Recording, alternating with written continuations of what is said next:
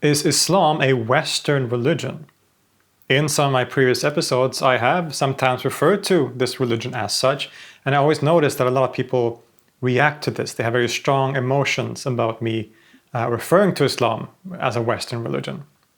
Both from non-Muslims in Europe who seem to very clearly see Islam as something other, something different from the West, right? In a very sort of colonialist and orientalist way, but also from Muslims themselves who seem to also have this dichotomy where the West represents something also other than Islam. Things like lax sexuality, secularism, immorality, and these kinds of things. So these dichotomies exist on both sides of the discussion.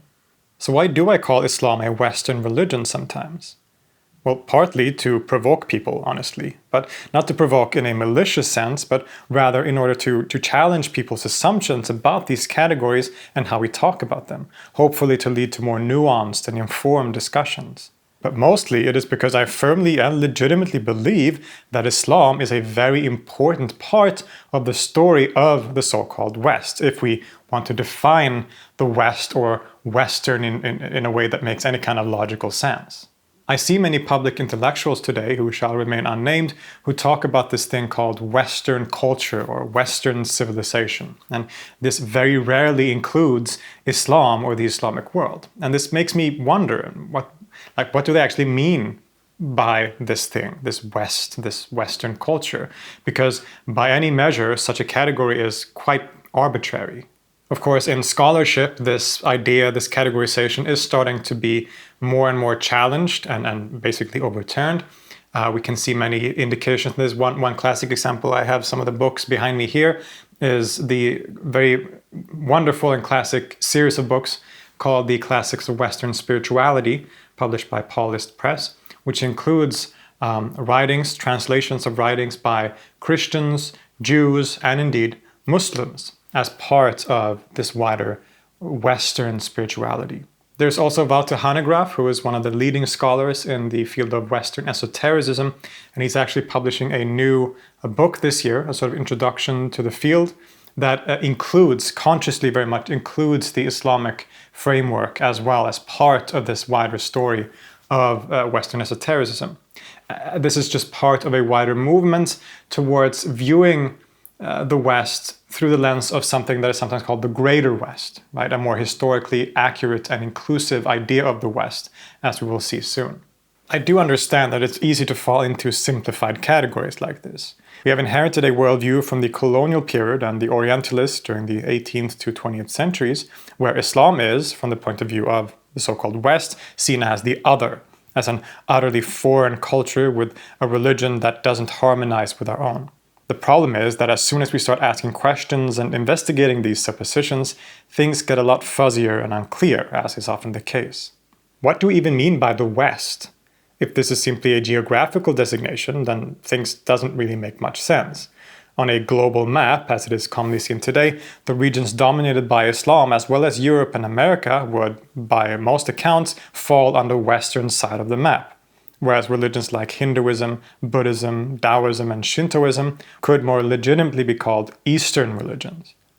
And furthermore, places like Australia and New Zealand are usually counted as being part of this so-called West, and they are as far east on the classic map as you can get. But of course, very few people actually base their categorizations on purely geographical grounds like this, and I do recognize that. This is just to show that if we base this idea on simply a geographical standpoint, then it doesn't really make any sense. Is it some kind of culture then? An intellectual context? Is it the wider culture of Europe and North America? And if there is one culture that pervades these regions, there isn't, does that include Eastern Europe? Is Bosnia and Serbia the West, for example? I think when most people talk about Western culture or Western civilization, they are generally referring to a kind of cultural and intellectual heritage that stretches back into antiquity and which is safeguarded and represented by Northwestern Europe, North America, and Australia today. Often, this cultural intellectual heritage will be traced back to the ancient Greeks and Romans and will include in some way the religion of Christianity and Judaism, if we're being nice. And my main point here is that if this is how we define the West and its culture, then it makes absolutely no sense to exclude Islam and the Islamic world. In terms of its cultural place of origin, Islam is no different from either Judaism or Christianity. Where does Judaism originate? In the Middle East. Where does Christianity originate? In the Middle East. Where does Islam originate? Again, in the Middle East. They all come from roughly the same area and developed in roughly the same areas, in the same wider cultural sphere. They share the same mythology and stories, much of the same cultural heritage, and a lot of the same literature. And as these religions and traditions continued to develop, they did so in tandem with each other. Especially in the Islamic Caliphate, Muslim, Jews, and Christians lived together and interacted with each other intellectually, culturally, and in many other ways, which contributed to how those traditions developed. And one very important aspect of that wider intellectual and cultural environment was the interactions and mingling with the Hellenic and Greek-speaking heritage that had been so strong around the Mediterranean. Most of us know, of course, that it was under the early Islamicate empires that a large section of books were translated into Arabic, Greek philosophical and scientific texts, Sanskrit texts from India, etc. This was an important part of the policy of the Abbasid caliphs, with their base in Baghdad, for example, where the so-called translation movement had its epicenter in the Beit al-Hikmah, or the House of Wisdom. This translation and safeguarding of ancient wisdoms was also a joint effort across religious lines. It was patronized by the Muslim leaders and led by many Muslim scholars and philosophers like Al-Kindi, for example, but a huge amount of the people working on these translations were Christians, including perhaps most famously the great Syriac scholar Hunayn ibn Ishaq. During much of the early Middle Ages, Baghdad was essentially the center of the world, both culturally and intellectually. The only other place that might have been able to compete, not counting the Americas, was maybe Chang'an in China, but Baghdad was really where it was happening. It was through the translation and incorporation of these texts that the intellectual heritage of the Greeks and to some degree the Romans, which is often seen as the core of the so-called Western culture, survived and indeed spread to wider parts of the world. Thanks to the Islamic civilization, people were now reading Aristotle and Pythagorean texts all the way in Afghanistan, thus extending the reach of Western culture beyond its previous borders. I often hear people argue that all the Muslims or Islamicate figures did was to translate and preserve this intellectual tradition, only to then hand it back to the Europeans later on in the Middle Ages, with the birth of scholasticism and the eventual Renaissance. This is simply not true at all. The Muslims not only translated, but continued to develop and build on the traditions of the Greeks. They participated deeply and very significantly in that larger cultural and intellectual heritage. Not only that, they were the ones who inherited and embodied this tradition. Going by our definition here of the West as a cultural intellectual legacy of the so-called abrahamic-hellenic synthesis, which we will talk about more later on, it was the Muslim world, and Baghdad in particular, that was the center of the West for centuries. And this had a deep influence on the religion itself too. The Muslims encountered these cultures in the very earliest days of the religion's history, and the theology and self-understanding of the religion of Islam would be directly influenced by it. The theological schools of Islam, as well as its philosophical tradition, were directly a result of and in conversation with the already existing traditions in the Middle East and the Mediterranean.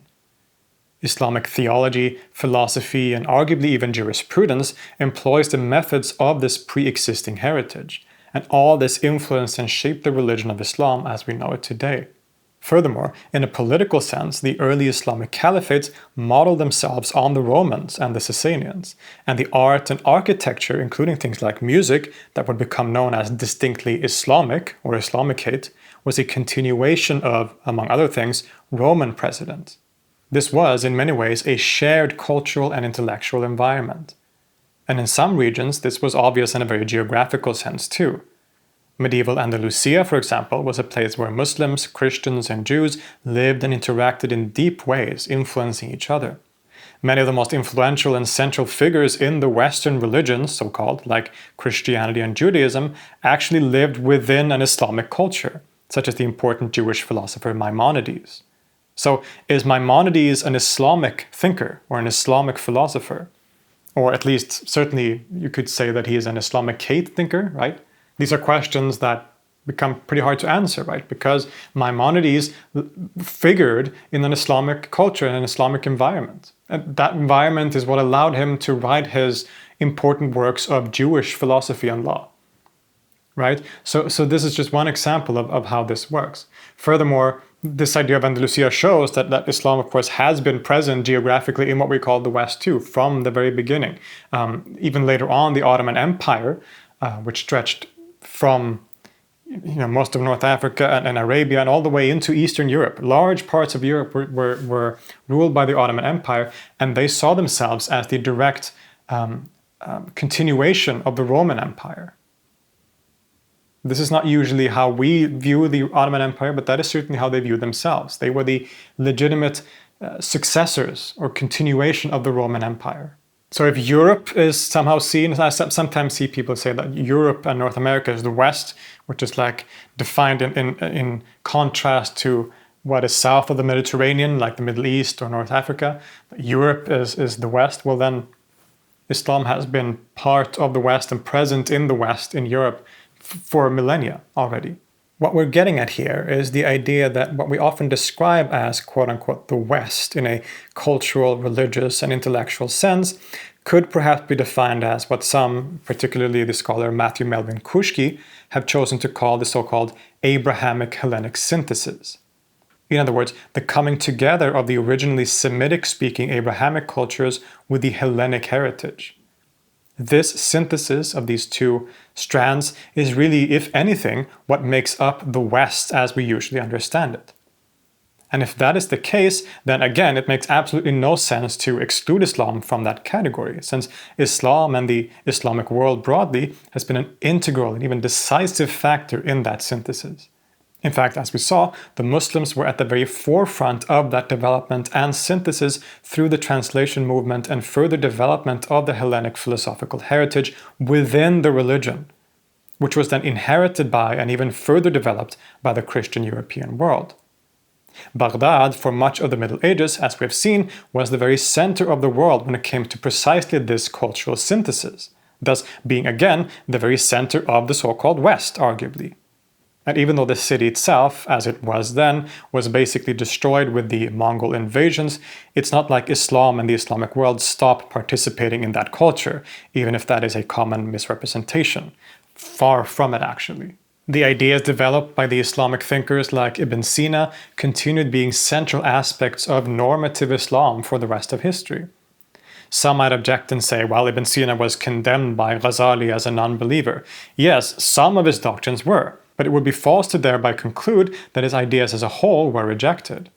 Instead, they continue to course through the very bloodstream of Islamic thinking and culture, especially in the eastern part of the Islamic world, what is sometimes called the Persianate cultural sphere, or what Shahab Ahmed has in a more nuanced way called the Balkans to Bengal complex. A vast cultural area in which the majority of the world's Muslims lived, and which included the great Ottoman Empire that stretched from the Hijaz into Western Europe, the Iranian and central regions of the Safavids, for example, and all the way to India and the Mughal Empire. In fact, the perspectives presented by Ahmed in his by now modern classic work, What is Islam? The Importance of Being Islamic, is valuable to keep in mind in this discussion. He argues that one of the problems with using words like Islamicate instead of Islamic to denote cultural expressions within spheres dominated by Islam but which aren't deemed religious enough to be called Islamic or having to do specifically with the religion of Islam. The problem with this is that we are precisely failing to recognize that Islam is and has been more than just a narrow definition of religion based primarily on religious law. Islam is different from Christianity, and to impose this difference between culture on the one hand and religion on the other is to neglect the fact that Islam as a category and a phenomenon encompasses aspects that we call cultural precisely as being Islamic. Even thinkers and expressions of other religions, such as Maimonides, as we saw, fit under the wider scope of Islam and its civilization, as is even stated and clearly denoted in the Quran itself. The point of this is to counter those who would want to say, well, those philosophical Hellenic developments aren't part of Islam as such, even if they are practiced by Muslims. But as we can see, this would be to fundamentally misunderstand the very scope and function of the phenomenon that we call Islam. This would be to impose a very post-Enlightenment idea of religion that we have sort of inherited from our post-Enlightenment idea of the secular versus religious, the profane versus the sacred, right? And impose that on a culture or in a context such as Islam, a phenomenon like Islam, where that doesn't apply at all. But that Islam as a religion, as is clearly formulated in the basic ideas of the religion too, is a wider scope, including, for example, other religions as well, as part of this wider Islamic civilization. Even if they are, if they pay tax in order to practice their religion, etc., still Islam as an ideology, as a general system, so to say, if we can call it a system, includes these other religions. Right? So this is important to keep in mind. And indeed, the very idea that Islamic scientific and philosophical development somehow stopped after the first couple of centuries, this is also a common argument that you hear. Well, yes, the translation movement was great and all that, but after the year 1000 or something, Muslims stopped doing philosophy and science. Right? And this is just also completely false, and another heritage from the Renaissance Europeans who sort of arbitrarily chose to stop considering works by the Muslims from a certain point that they didn't deem to be worthy enough, so to say. Right? In fact, this is not true at all. Even though something like the Mongol invasion and sacking of Baghdad in the 13th century was certainly a monumental event, one of the most monumental and paradigm-shifting events in the history of the world, and affected the intellectual tradition of the Muslim world more generally. Of course it did, but that doesn't mean that those kinds of developments stopped altogether. That is simply not true in a selective reading of history. If anything, the intellectual center of that world moved further east into this wider sphere that we sometimes call, again, like the Persianate speaking world, or the Balkans to Bengal complex that Ahmed uses, for example. Right? This was where a lot of these developments were taking place, and where, therefore, the extent of the West was expanded. This was, if not the center, it is a center of the West, in the sense that here is where Plato was being read and Pythagoras was being read, and the ideas of these Western philosophers provided the groundwork for a lot of, or the basis for a lot of philosophical, intellectual developments in this region. And not as something separate from the religion of Islam, but as considered as being part of this wider scope and context of Islam as such, right? The great empires of the Ottomans, Safavids, and Mughals in the early modern period, who continued to read Plato and Pythagoras, continued to see themselves as heirs of those ancient, quote-unquote, Western figures. And one could even argue then, based on the fact that more people lived in this Balkans to Bengal complex than in Renaissance Europe, that this area remained the center of the West. And to clarify, I'm not actually saying that this is the case. I'm just pointing this out to show that when we use simplified categories like this, it usually doesn't make much sense. Where does someone like Copernicus come from? The great figures of early modern science that have laid the groundwork for much of our modern worldview, such as the above-mentioned Copernicus or Kepler, for example, were they building their ideas on earlier Latin works? Well, yes, to a degree, of course, but there is no way that they developed their ideas only based on these Latin sources. There's not enough basis in those sources for the development of these ideas, but they would instead have drawn from astronomical sources from the Islamic world as they had developed, including after the so-called cut-off moment in the Middle Ages. There are amazing scientists and scholars from the Islamicate world in the early modern period that have gone almost completely unstudied, but are equally important as someone like Newton for the modern development of quote-unquote Western intellectual traditions, the Greek heritage of Pythagoras, Plato, Aristotle, and the wider Abrahamic-Hellenic synthesis. The scholar Matthew Melvin-Koushki is doing amazing work studying and highlighting some of these figures and generally just deconstructing this cliché, narrow view of the West. So definitely go check out his work. Much of what I say and argue in this episode wouldn't be possible without the work of people like Melvin-Koushki, so definitely consult some of his writings. With all these factors in mind, it becomes clear that the way that we conceive of the quote-unquote West certainly doesn't hold up to much scrutiny. Now, that isn't to say that we can't use this phrase at all, even if it denotes the cultural, intellectual features and legacy that is usually associated with it. But if we want to do this, we would have to expand the borders of this West to include parts of the world that usually aren't. This is why some scholars today instead speak of a greater West, one which takes into consideration the wider contribution of non-European voices in the development of Western culture and civilization, especially those from the so-called Islamic world. But to go back to that original question that I posed in the beginning, and which I presume is the title of this episode, is Islam a Western religion? Am I actually arguing that Islam is a Western religion? Well, no, not really, right? Because Islam, just like any religion, does not belong to a specific geographical area. Islam is a global religion, if anything. Islam exists in the Middle East. It exists all the way over in China. There are Muslims in the Americas. It's a global religion. It doesn't belong to the West or the East or any particular area. And the same is true for Christianity, right? So I'm not really saying that Islam is a Western religion as such. All I wanted to do with this video was to show that when we talk about categories like the West and exclude Islam or exclude the Islamic world, we are selectively, we're reading history very selectively. And we're not taking into account some of the most important aspects of the greater story of the West, which would be the Islamic world. The developments that took place in places like Baghdad, in Iran, in all these places in the Islamic world, which for many centuries was arguably the very center of the West, if we understand the West as this Hellenic, Abrahamic synthesis and the heritage that we associate with thinkers like Plato, Pythagoras, Aristotle, all these figures, right? It was in the Islamic world that these figures formed the very basis of intellectual thought. And again, not in addition to Islam or something separated from Islam, but as part of Islam as practiced and understood by Muslims historically.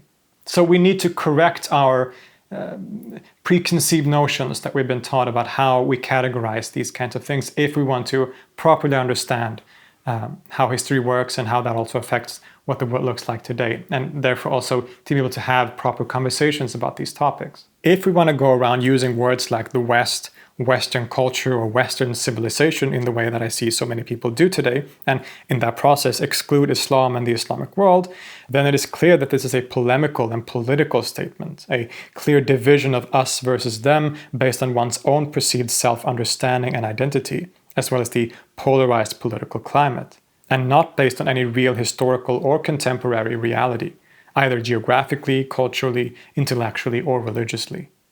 Those of you who watch this channel will probably know that I do use the term the West sometimes, so I'm not suggesting that this is a completely useless term necessarily, even if you want to use it in a more narrow, stereotypical sense as referring to, Northwestern Europe and America, right?